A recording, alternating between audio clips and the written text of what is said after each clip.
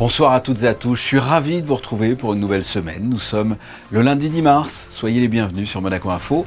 Voici les titres qui seront développés. Nous débuterons avec une page sport entre la victoire de la Roca Team en basket face à Paris en championnat de France, la 41e Primo Cup qui s'est déroulée sur le plan d'eau monégasque et le tournoi international d'épée de Monaco disputé à l'espace Saint-Antoine. Une page culture également dans ce journal, la styliste graphiste de mode invitée lors de la journée de la femme, Harmonie Larcher, la deuxième édition d'Expositive qui continue de mettre en avant le travail des artistes affiliés à l'association Fightets Monaco. Dépêchez-vous, il ne reste plus que 2 jours pour vous rendre dans la salle du quai Antoine Ier et admirer la rétrospective des œuvres du peintre monégasque Hubert Clérici. Le directeur de l'Institut audiovisuel va nous parler de Main basse sur la ville, un film projeté mardi à 19 h au Théâtre des Variétés. Ce film italien dénonce les dérives immobilières des années 60 à Naples. Et enfin, dans votre rubrique Ceux qui font Monaco, Christine Napotis s'est rendue à la boutique de montres Hours. La Roca Team recevait le Paris Basket hier à Gaston-Médecin dans le cadre de la 21e journée de Betclic Elite. Un choc entre premier et deuxième qui a tourné en démonstration de force des hommes de Vasilis Spanoulis. Les Monégasques ont confirmé plus que jamais leur ambition de titre et confortent leur place de leader à un mois de la fin de la phase régulière du championnat. Le résumé de Gaëtan Lebrun. On s'attendait à un véritable choc du dimanche soir entre deux équipes qui dominent le championnat de France. Mais la rivalité n'aura duré qu'une mi-temps. Les hommes de Vasilis Spanoulis ont débuté le match de la meilleure manière possible, en prenant le score à leur compte. Les Parisiens ont tenté de résister du mieux possible, en réduisant l'écart à 6 points juste avant la mi-temps, avant d'être totalement dépassés par l'intensité mise par les Monégasques en seconde période. Porté par un Mike James des grands soirs, auteur de 22 points, la Roca Team a envoyé un message fort, en creusant l'écart jusqu'à 31 points à la fin du match. Score final 94-63, un résultat qui met en lumière la performance défensive des Monégasques qui ont réussi à limiter les Parisiens à leur plus petit total de points sur la saison. Je pense qu'on les a fatigués et après je pense que c'est un petit peu un mélange des deux. Ils mettent 25 points en une mi-temps. 25 points, c'est le nombre de points qu'ils mettent en un quart-temps d'habitude. Donc voilà, la différence, ça s'est faite là. Moi, je pense que c'est peut-être la seule fois de l'année où ils vont finir avec un total de points aussi bas. Donc, c'est qu'on a fait un bon travail d'usure, on les a fatigués et à la fin, ça a payé. Une soirée marquée aussi par une nouvelle récompense pour Mathieu Strazel, qui a été élu meilleur joueur du mois de février. Un trophée symbolisant la confiance que lui porte Vasilis Spanoulis depuis son arrivée. I talked a lot with Matthew when I came here and we tried to improve some things that I thought that it will make him better player. And you know, he adjusts on this. He practices a lot. He practices very hard. Every practice, he practices 100%. He is very focused. He listens, and he has to stay humble and to keep working and to keep playing with the same passion, the same energy, like he plays. La Roca Team compte désormais 2 victoires d'avance sur son dauphin, avec 9 matchs restants avant la fin de la saison régulière. Et prochaine rencontre, Monaco se déplace jeudi 20 h pour affronter le Maccabi en Euroleague. Vous les avez peut-être vus sur le littoral monégasque ce week-end, les embarcations qui ont participé à la 41e Primo Cup, 5 catégories en compétition, les J70, les Smeralda 888, les Club Swan 28, les Lonze 1er et les Cap 31. En tout, 400 marins, 90 équipages, 10 nations étaient représentées lors de la Primo Cup Trophée UBS. Vous voyez d'ailleurs la remise des prix qui s'est déroulée dimanche après-midi au Yacht Club après 3 jours de régate. Ce week-end, l'espace Saint-Antoine a accueilli le tournoi international d'épée de Monaco, l'occasion pour les épéistes, hommes et femmes du monde entier, de venir se jauger auprès des meilleurs de leur discipline dans un seul but, remporter le trophée. Un reportage de Gaëtan Lebrun et Lionel Bernardi. 2 jours de compétition attendaient les escrimeurs venus à plus d'une centaine participer à ce tournoi international devenu un rendez-vous de la principauté. Au programme 2 épreuves, le tournoi homme senior et le tournoi femme senior. Les épreuves ont débuté aux alentours de 8 h le matin et c'est plus de 6 heures de combat qui attendaient ces athlètes internationaux pour rejoindre la finale. Les épéistes ont pu compter sur le soutien du public, venu en nombre promouvoir et soutenir l'escrime en principauté. La principauté, aussi petite soit-elle, est en capacité d'organiser des tournois internationaux sur son territoire avec des athlètes de haut niveau qui viennent d'Italie, de France, mais également du Liban, de Croatie et de Lituanie. Donc un vrai tournoi international. Je pense qu'on a bien travaillé et je remercie encore toutes les équipes de la fédération et du club qui ont œuvré pour que ça se passe le mieux possible. Chez les femmes, c'est l'Italienne Marzia Senna qui s'est imposée 15-7 face à Carlotta Cornalba dans une finale 100% italienne. Et chez les hommes, le trophée a été remporté par le Français Mathieu Largy de l'UC Aix-en-Provence, 15-10 face à l'Italien Andrea Amodio. C'est mon premier trophée, enfin, c'est la première fois que je viens et franchement c'est que du bonheur. Franchement c'était incroyable, l'organisation était superbe et je me suis régalé tout au long de la journée. Je pense que c'est ça aussi qui a fait que j'ai gagné, c'est que vraiment j'ai pris du plaisir et c'est vraiment un honneur. Les Monégasques, eux aussi, ont brillé chez les hommes avec Dylan Tabuzzo et chez les femmes avec Julia Dale qui ont tous deux fini à la 9e place. Dans un tout autre domaine, nous revenons sur le succès de la journée de la femme qui s'est déroulée samedi à l'espace Léo Ferré. Parmi les intervenants, une graphiste de mode passionnée par la pop culture et le cosplay, Harmonie Larcher. Nous la retrouvons en compagnie de Théo Chaumer. Bonsoir à vous. Bonsoir. Merci d'avoir accepté notre invitation sur Monaco Info. Vous êtes aujourd'hui graphiste de mode, mais vous étiez auparavant plutôt tourné vers le cosplay. D'abord, pour ceux qui ne connaissent pas, pouvez-vous nous définir ces deux passions qui vous animent ? En fait, c'est lié d'une passion commune qui est la passion du vêtement et de la création de vêtements. Donc la mode, moi je vais designer et dessiner tout type de vêtements, que ce soit pour du spectacle ou que ce soit pour du prêt-à-porter. Et le cosplay, c'est le fait d'incarner et de créer des costumes issus de personnages de fiction. Donc comme je suis passionnée de pop culture, je recrée des personnages comme on peut voir derrière moi, de jeux vidéo, de mangas ou d'animés. Est-ce que vous diriez que la place occupée par la femme dans la mode a évolué avec le temps ? Oui, et c'est incroyable et j'en suis absolument heureuse. La représentation de la diversité des corps, de la représentation des corps de la femme dans la mode évolue et ça me ravit particulièrement. Alors, comment vous pourriez caractériser cette évolution-là ? Est-ce qu'il y a une évolution dans la mode physique ou est-ce que c'est plutôt dans les comportements ? Comment est-ce que vous la caractériseriez, cette évolution ? Je pense qu'avec la libération de la parole de la femme, justement, il y a plusieurs discours qui sont entendus aujourd'hui et les créatrices répondent à ces appels. Alors plus généralement, pour en revenir à ce débat homme-femme, est-ce que vous avez le sentiment que le débat a progressé sur les droits des femmes aujourd'hui ? Oui, le débat progresse, il y a encore beaucoup de chemin à parcourir. La voix des femmes n'est toujours pas entendue au même titre que celle d'un homme, je pense, mais on est clairement sur la bonne voie. Sur quels aspects précisément est-ce que vous avez des idées est-ce que vous avez certains aspects qui vous interpellent plus que d'autres ? J'ai l'impression que les femmes doivent travailler un peu 2 fois plus pour prouver la même chose que les hommes.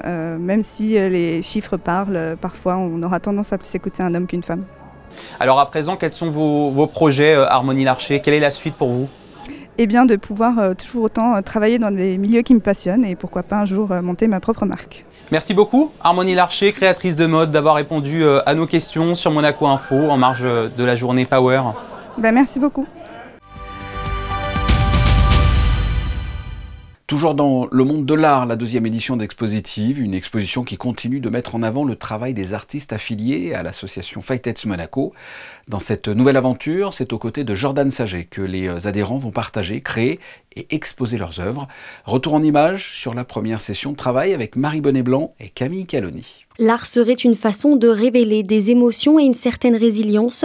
Le but de ce projet, permettre à des personnes vivant avec le VIH d'exprimer leurs histoires autrement. J'aime bien les travaux artistiques. Moi-même, je fais des créations. Et j'étais très contente d'être sélectionnée parce que j'aime bien l'univers pop art, les lignes, tout ça. Les lignes, c'est son langage. Cet artiste a volontiers accepté de participer à ce beau projet et propose aux adhérents de s'approprier le tracé de leurs propres lignes. Cette signature artistique, ma signature visuelle, c'est quelque chose que j'ai mis du temps à affiner. Mais elle a une règle de base, une sorte de colonne vertébrale, une règle d'or que j'ai cherchée pendant des années, que j'ai découvert à un moment donné, que moi j'ai travaillé. Mais elle est simple, elle est toute simple cette règle. Et on voit, c'est en 3 minutes. Je leur ai donné les règles. Après, c'est comme toute pratique, comme pour faire un coup de droit au tennis, c'est prendre une raquette à la main droite et taper dans une balle. Après, il faut pratiquer pour que ça soit le geste le plus efficace, etc. Alors, il ne reste plus qu'à pratiquer. Les adhérents vont pouvoir s'exercer encore durant 4 séances avant d'avoir la chance d'être exposés. Exposés à la Camille Art Gallery du 25 avril au 12 mai. Autre exposition, mais qui va fermer ses portes mercredi. La rétrospective des œuvres du peintre monégasque Hubert Clérici, Espace ciselé, à découvrir dans la salle du quai Antoine Ier. Elle permet de mettre en lumière le travail de l'artiste à travers des toiles réalisées entre les années 50 et 90. Émilie Flamin et Sylvain Péroumal vous font découvrir cette exposition. Héritage familial, autorité de son père architecte, émancipation artistique, autant de thèmes qui caractérisent les 55 œuvres d'Hubert Clérici dans cette exposition. L'objectif de cette exposition, c'était vraiment de faire ressurgir le lien à l'architecture dans le travail de Hubert Clérici, notamment au niveau de son héritage paternel, parce que son père, Étienne Clérici, était lui-même architecte et aquarelliste. Et le parcours d'Hubert Clérici, ça a été aussi un parcours d'émancipation par rapport à une certaine rigueur paternelle liée à l'architecture qui lui a été imposée. Et donc dans son rapport à la ligne noire, au trait, fait ressurgir en fait dans son travail une certaine dialectique entre l'ordre et la liberté et le lâcher-prise. Une exposition créée par plusieurs scénographes, mais aussi par les enfants du peintre, dont Nadia, sa fille, a la direction artistique.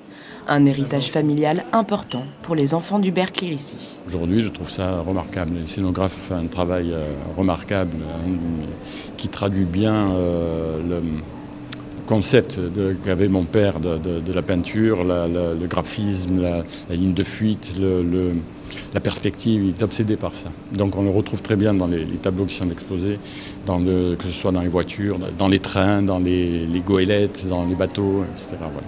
Dans les années 50, mon père était influencé sans doute par des peintres mutriaux comme Raoul Dufy. Donc vous avez du figuratif légèrement poétisé. Chez mon grand-père, c'est du figuratif pur. Et petit à petit, mais ça c'est chez tous les peintres, ils cherchent à créer une émotion, et le figuratif, de plus en plus, il est interprété, si vous voulez. Et heureusement, parce que ça donne après des œuvres tout à fait personnelles qui le caractérisent, qu'on retrouve ici d'ailleurs. Une exposition à retrouver jusqu'au 12 mars. Plus que 2 jours.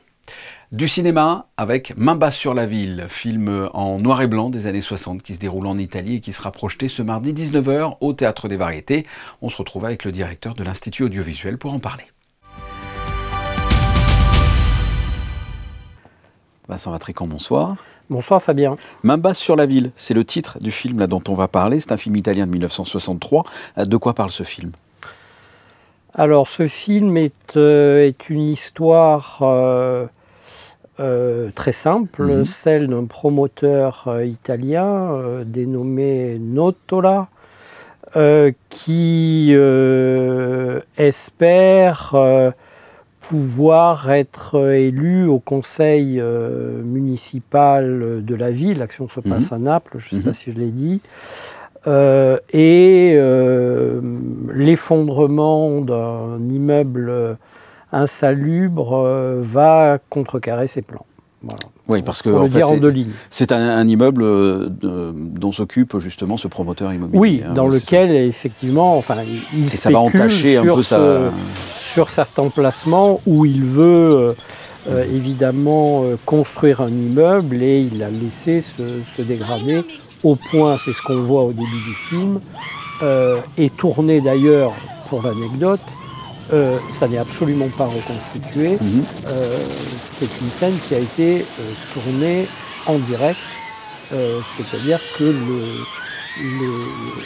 l'immeuble qui s'effondre s'est bien effondré, ça n'est pas de la reconstitution. Mais c'était volontaire quand même, l'effondrement L'effondrement devait avoir lieu, il ne faisait pas partie du film. Et en fait, quand il a appris que la zone était évacués, ils sont venus tourner, et effectivement ils ont tourné et capté en direct cet effondrement, auquel ensuite ils ont rajouté des plans d'évacuation qui là sont purement fictionnels. Donc en gros c'est un film politique avec pour toile de fond ce scandale un peu immobilier. Oui, alors il faut dire tout de suite que c'est un film signé d'un grand cinéaste italien qui s'appelle Francesco Rosi, qui s'est fait, sans doute dans ces années-là, le chantre d'une forme de cinéma politique qui essaye dénoncer, surtout dans le sud de l'Italie, le banditisme, la corruption, la manipulation, etc. Et la mafia. Alors c'est un film qui a obtenu le Lion d'Or de la Mostra de Venise en 1963. Pourquoi il faudrait... Je viens déjà de répondre un petit peu à la question, mais pourquoi il faudrait aller voir ce film? Simplement parce qu'il a eu le Lion d'Or, c'est que, hélas, les premiers films de Rosi sont aujourd'hui assez difficiles à voir. Je pense à Salvatore Giuliano, qui est son film précédent, ou Le Défi, qui était véritablement son premier film au cinéma. Mais celui-là vient de bénéficier d'une splendide restauration assurée par la Cineteca di Bologna, et c'est une raison supplémentaire pour aller voir ce film qui, on pourrait dire, voilà, n'a pas d'âge, en tout cas sur le propos et le contexte qu'il dénonce. Allons voir donc Main basse sur la ville. Merci Vincent. Merci Fabien. Questo non è un fatto isolato. I morti di ieri e quelli che li hanno preceduti sono le vittime della vergognosa speculazione privata che ha cambiato la faccia della nostra città e che dilaga sempre di più.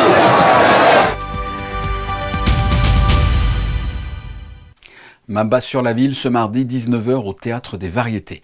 Et toujours au Théâtre des Variétés, sachez que le 15 mars à 20h30, un concert caritatif organisé par l'association Accroche-Cœur Monaco sera donné cette année au profit de l'association Happy End, dont le but est de développer une approche inclusive et une vision optimiste de la différence, mais aussi pour venir en aide à une famille de Beausoleil, dont le petit garçon Diego, âgé de 11 ans, est atteint de la maladie orpheline de Moya-Moya, qui peut causer des problèmes vasculaires cérébraux.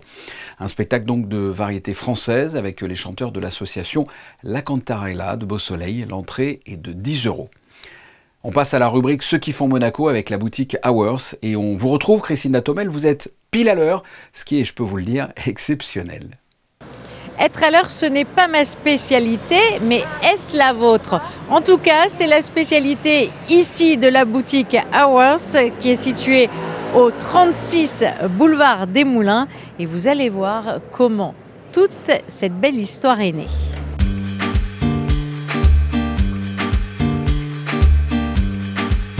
J'ai eu un parcours d'une expérience de 27 années de vente dans l'horlogerie. De manière générale, j'ai été pendant 17 ans employé dans d'autres maisons. Je suis depuis 21 ans à Monaco. J'ai travaillé dans des maisons qui étaient ce qu'on appelle des multimarques, des magasins qui vendent plusieurs marques. Alors fort de 2 expériences dans 2 grandes maisons qui avaient elles-mêmes une vingtaine de marques, j'ai appris à connaître un large horizon des marques horlogères, des maisons, de leur histoire, de leur collection, de tout ce qui fait l'ADN de certaines maisons.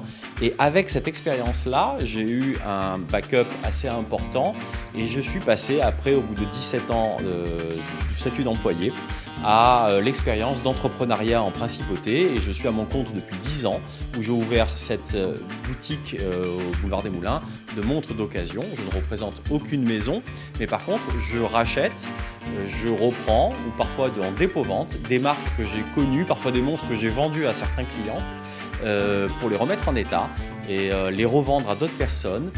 L'ADN de notre métier, c'est certains objets qui ne font plus satisfaction à certains clients qui vont avoir une deuxième vie avec d'autres clients.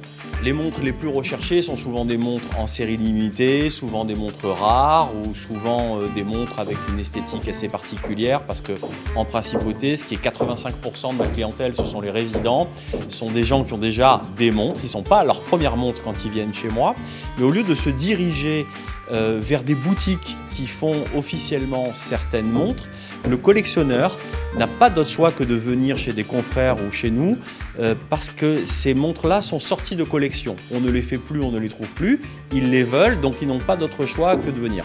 Donc forcément, il y a des marques récurrentes, il y a ce qu'on appelle les 3 plus fortes qui vont être Rolex, Patek Philippe, Audemars Piguet. On a également Cartier pour les femmes parce que les femmes se mettent maintenant aussi à acheter et vendre des montres d'occasion. Elles aiment changer leur dressing, elles aiment aussi rhabiller leurs poignets. Et les pépites, en fait, ça n'existe pas dans le sens où ça peut être une pépite pour vous et pas pour moi. Il n'y a pas de montre particulièrement standard qui va faire que ça va plaire à tout le monde. Les gens sont hétéroclites. les goûts sont différents, donc il va y avoir une pépite pour une certaine clientèle et ça ne va pas l'être pour l'autre. Donc je ne peux pas vraiment nommer un produit, il va falloir passer les voir. Et sachez qu'ici, on vous reçoit du lundi au vendredi de 9h30 à 13h et de 15h à 19h. Les photos du jour, nous en avons parlé dans ce journal. On se quitte avec les très beaux clichés de Manuel Vitali consacrés au tournoi international d'épée de Monaco qui s'est déroulé ce week-end à l'espace Saint-Antoine. Et juste après, vous retrouverez la météo de Sarah Nkari. Ce journal est terminé. On se donne rendez-vous mardi à 19h pour une nouvelle édition. En attendant, je vous souhaite de passer une excellente soirée sur Monaco Info.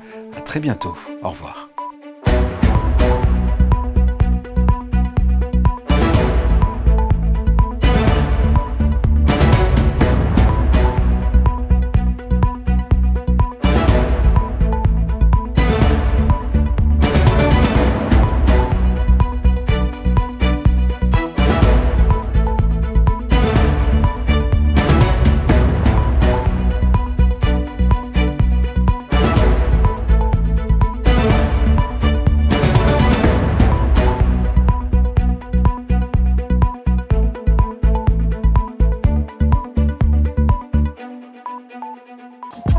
Retrouvez la météo avec Maya Bay, le restaurant référence thaï japonais de Monaco.